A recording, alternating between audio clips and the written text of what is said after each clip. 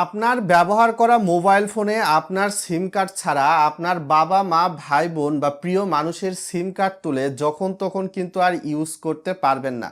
যারা mobile user রয়েছেন, সিম card user রয়েছেন, প্রত্যেকে কিন্তু বিটিআরসি এমন একটা মেসেজ দিয়েছে। এই মেসেজের মাধ্যমে বিটিআরসি আপনাকে জানিয়ে দিয়েছে যে আপনার ফোনে অন্য কারো এনআইডি দিয়ে রেজিস্ট্রেশন করা সিম যখনই তুলতে যাবেন, সেক্ষেত্রে আপনার সিমটা ডিরেজিস্ট্রেশন করে যার এনআইডি দিয়ে সিমটা আপনার ফোনে তুলতে চাচ্ছেন সেই ফোনটা আবার রেজিস্ট্রেশন করতে হবে। এবং এইটা কিন্তু 1 জানুয়ারি 2026 সাল থেকে শুরু হচ্ছে। আপনার কাছে এটা অসুবিধার বিষয় মনে হলেও সরকার প্রতিরক্ষা বা অনলাইন সিস্টেমটাকে নিয়ন্ত্রণ করতে যাচ্ছে, তাই এনইআইআর সিস্টেম কিন্তু 1 জানুয়ারি 2026 সাল থেকে শুরু করে দিচ্ছে। ভিডিওটা লাইক করে চ্যানেলের নতুন দর্শক হয়ে থাকলে সাবস্ক্রাইব করে দিবেন। আর এই যে রেজিস্ট্রেশন বা ডিরেজিস্ট্রেশনের যে বিষয়টা রয়েছে, এটি আপনি চাইলে 2 থেকে 3টা প্লেসের মাধ্যমে করতে পারবেন।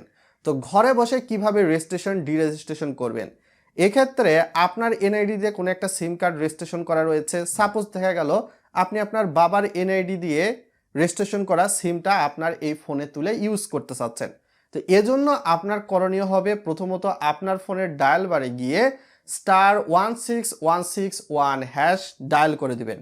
ডায়াল করে দিলে আপনার এনআইডি লাস্টের যেই 4টা সংখ্যা বা যেই সিমটা ইতিমধ্যে ফোনে তোলা রয়েছে, ওই সিমটা যেই এনআইডি দিয়ে রেজিস্ট্রেশন করা, সেই এনআইডির লাস্টের 4টা সংখ্যা একটা ফাঁকা ঘর আসবে, সেখানে দিয়ে দিবেন ডায়াল করার পরবর্তীতে।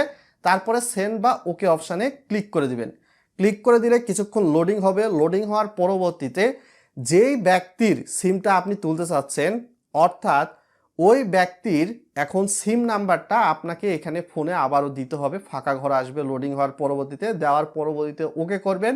ওকে করলে আপনার সিমটা আপনার ফোনের আইএমইআই থেকে ডিরেজিস্ট্রেশন হবে এবং দ্বিতীয় ব্যক্তির সিমটা আপনার ফোনের আন্ডারে তখন রেজিস্ট্রেশন হয়ে যাবে।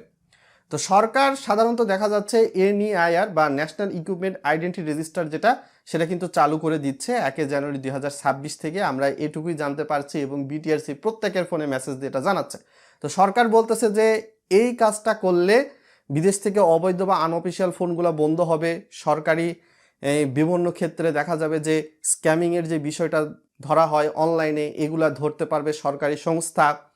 চুরি ছিনতাই ফোন, এটাও নাকি বন্ধ হয়ে যাবে। আসলে চোরেরা কি এই আইনের জন্য তাদের পেশা পরিবর্তন করবে? আমার তো মনে হয় না।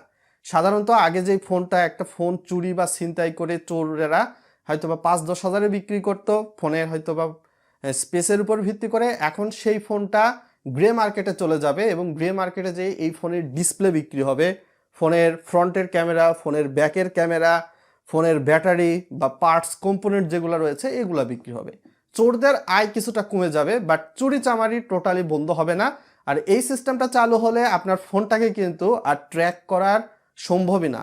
কেননা আপনার ফোনে অন্য কারো সিম তুললে তো তখন কাজ করবে না যতক্ষণ না ওই সিমটা রেজিস্ট্রেশন করা হচ্ছে, আপনার সিমটা ডিরেজিস্ট্রেশন করা হচ্ছে।